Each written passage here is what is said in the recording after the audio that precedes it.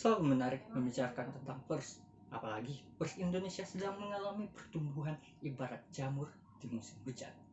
Pers berkualitas dan masyarakat cerdas selalu menjadi kata kunci dalam literatur pendidikan tentang media atau literasi media.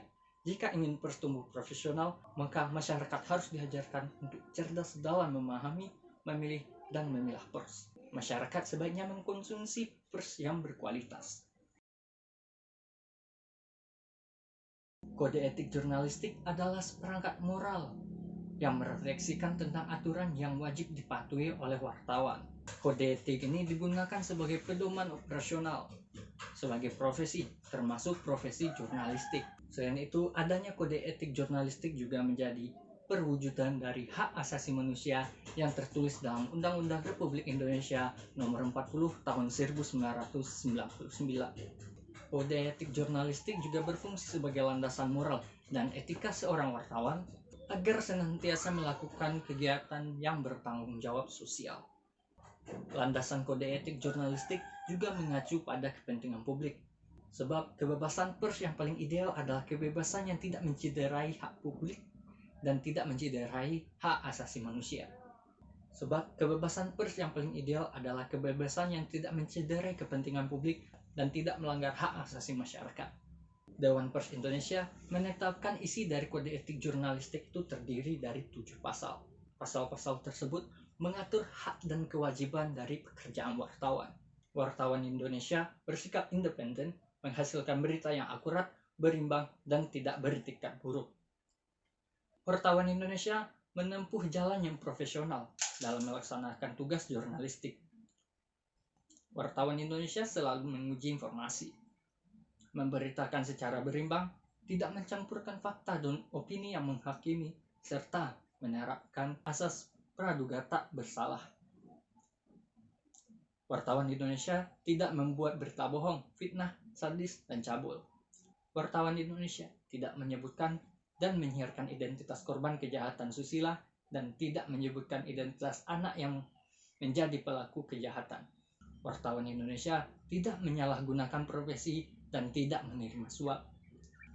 Wartawan Indonesia memiliki hak tolak untuk melindungi narasumber yang tidak bersedia diketahui identitas maupun keberadaannya, menghargai ketentuan embargo, informasi latar belakang, dan off the record sesuai dengan kesepakatan.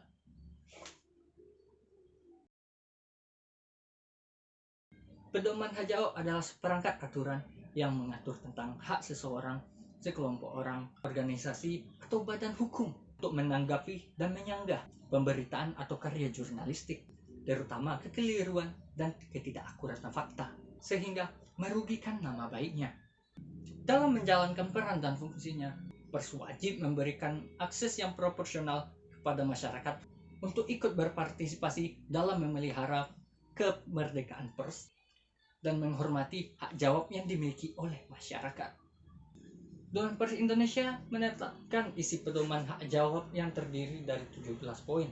Beberapa di antaranya adalah sebagai berikut. Hak jawab adalah hak seorang, sekelompok orang, organisasi, atau badan hukum untuk menanggapi dan menyanggah pemberitaan atau karya jurnalistik yang melanggar kode etik jurnalistik, terutama kekeliruan dan ketidakakuratan fakta yang merugikan nama baiknya kepada pers yang mempublikasikannya. Pers wajib melayani hak jawab. Fungsi hak jawab adalah memenuhi hak masyarakat untuk mendapatkan informasi yang akurat, menghargai martabat dan kehormatan orang yang merasa dirugikan akibat pemberitaan pers, mencegah atau mengurangi munculnya kerugian yang lebih besar bagi masyarakat dan pers, serta bentuk pengawasan masyarakat terhadap pers.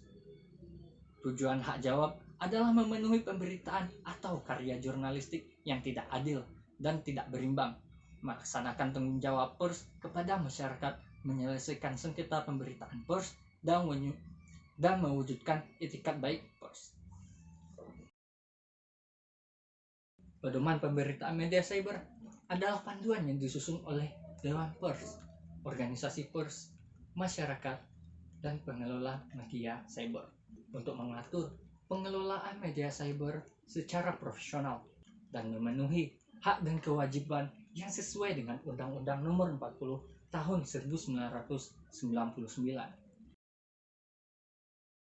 Pedoman penanganan kasus kekerasan terhadap wartawan adalah panduan yang disusun oleh Dewan Pers untuk menangani kasus kekerasan terhadap wartawan profesional dan memenuhi hak dan kewajibannya tertulis dalam Undang-Undang Nomor 40 Tahun 1999 tentang Pers dan Kode Etik Jurnalistik.